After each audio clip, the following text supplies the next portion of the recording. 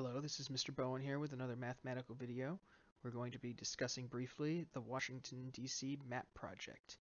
Alright, I'm going to go over an overview of what the project actually is and what it's accomplishing right here by outlining the steps that we have to take in order to accomplish this project. Alright, so ultimately what you'll be doing is you'll be selecting a location in Washington, D.C. You'll be giving it a set of coordinates which define that location, and then you're going to use a number of operations to disguise where that location is. And then you're going to give me some hints. You're going to give me those operations in reverse order so that I can try and figure out what location you've actually chosen. So, what are our steps for this? First, we have to look at the map and pick a location. Okay. Next, we have to define that location using 3 or more points.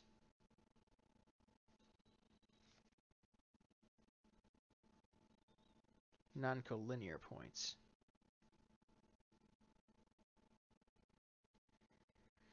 Alright.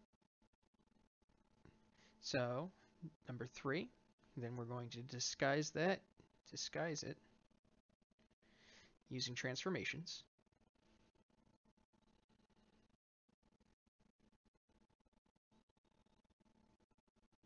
And then we're going to disguise it further.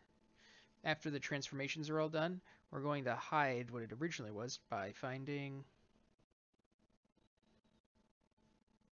a system of equations.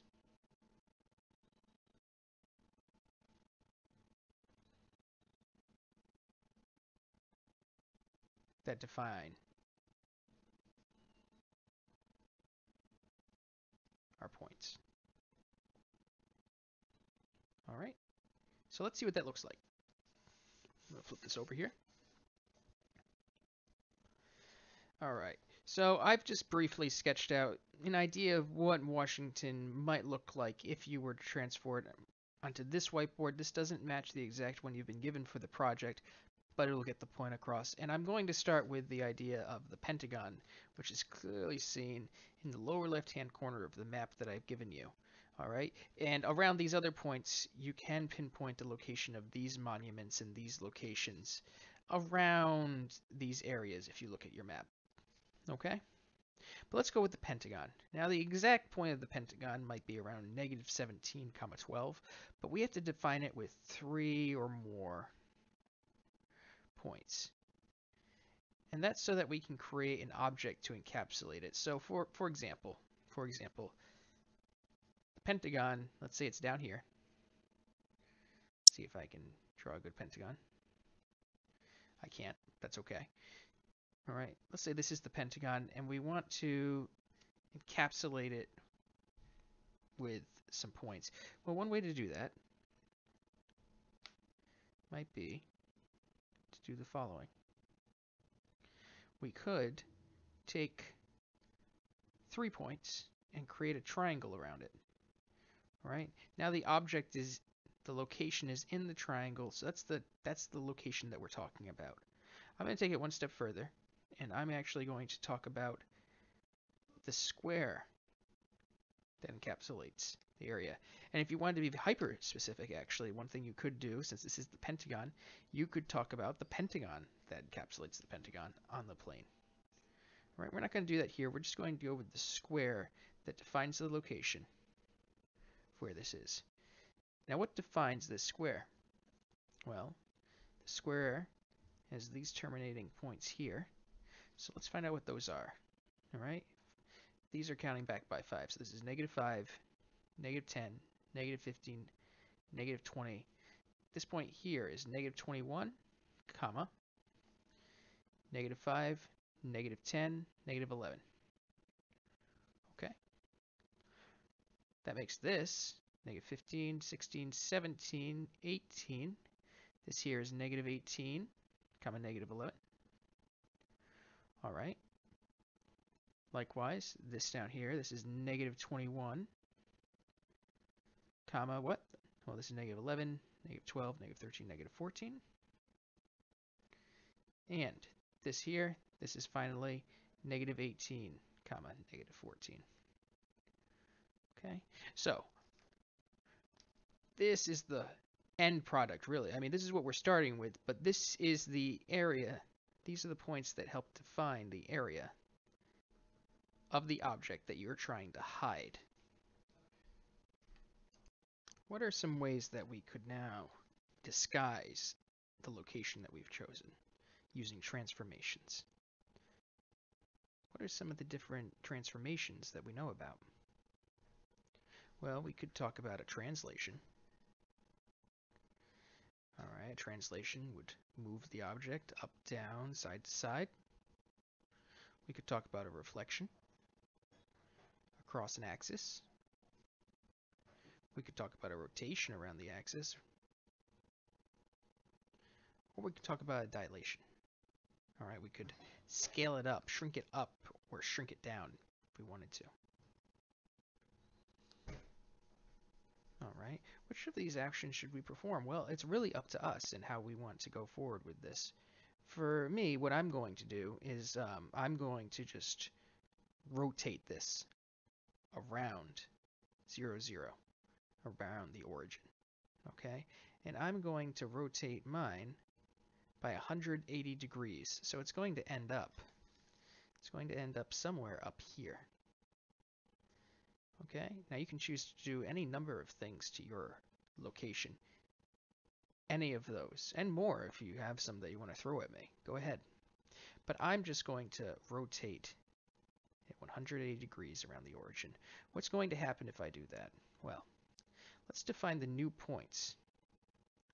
If it's rotated 180 degrees around the origin, then each of these become their opposites. So, rotating around the origin, that would make this 21, 11. All right, that goes to that. 18, 11, that goes to that. All right, we got 21, 14, that goes here. And we've got 18, 14, and that goes there. So let's plot the new points. Let's plot these new points. 21, 11. So let's see. 5, 10, 15, 20, 21. All right. 5, 10, 11. That should be right around here. All right, that's the point 21, 11. Now 18, 11. Let's see. 15, 16, 17, 18. Right there. Actually, 15, 16, 17, 18. No, that's correct. Oh, this one's over just a little bit too much. Okay. What else do we have? Well, we've got 21, 14. So 21, 11, 12, 13, 14. All right. And the last point should go right here. Okay.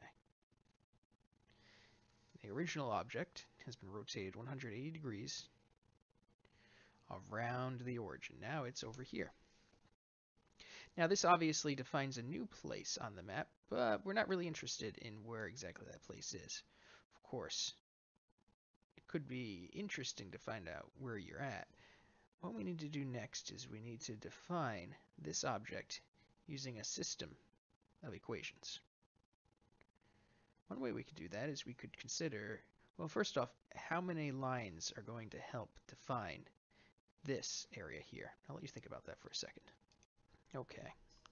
Hopefully you've taken a moment to consider that. Well, let's take a look at what the actual lines look like, and maybe that'll help you think through this a little more. I know it would help me. Well, there's going to be a line here. All right, this is an equation. This line passes through the points 21, 14, and then 18, 14. We're going to have another line here that passes through 21, 11 and 21, 14. This is not going to be a function, but we can still define this line. All right, simultaneously we have a line that's going through both of these points, and lastly we have a line that goes through both of these points up here. Okay? I'm going to show you how to find one of the lines, all right? And then I'm going to leave it to you to take it from there, all right? So what do we got? Well, we have a line here. It passes through the points 21, 14, and it also passes through the point, what is that, 18, 14? Yeah, 18, 14. Actually, I misspoke earlier. This is 21, 11. This is 18, 11. My apologies. Okay. So, where do we go from here? How do you find the equation for a line when you know two of the points on that line? Well, y is equal to mx plus b, and m is equal to y1 minus y2 over x1 minus x sub 2. Does that mean that m is equal to 11 minus 11 divided by 21 minus 18? Well, this is 11 minus 11, that's 0. This is 0 over 3. We have a slope of 0 over... Wait, this is just 0. So we just have a slope here of 0. Well, that makes sense, actually. The slope here is 0. All right, and the slope for this vertical line here will be undefined, but the slope for this line here is going to be 0. There's no rise or there's no run. Well, there is just a run, really. Okay, so the slope is 0. M is 0. So y equals 0 times x plus b. Okay, well, it goes through 21, 11.